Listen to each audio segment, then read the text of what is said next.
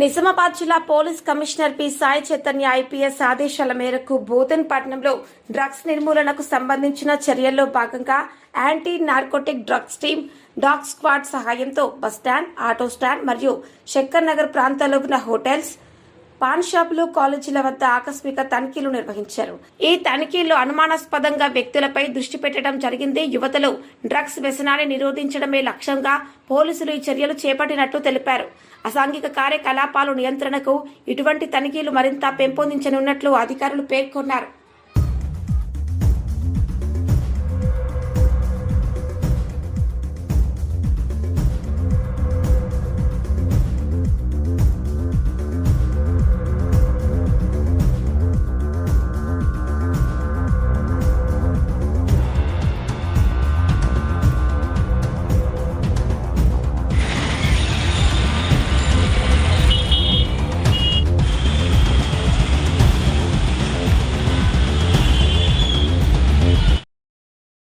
మన ఛానల్ ని వెంటనే సబ్స్క్రైబ్ చేసుకుని పక్కనే ఉన్న బెల్ ఐకాన్ కొట్టేసి నోటిఫికేషన్ ఆన్ లో పెట్టుకోండి.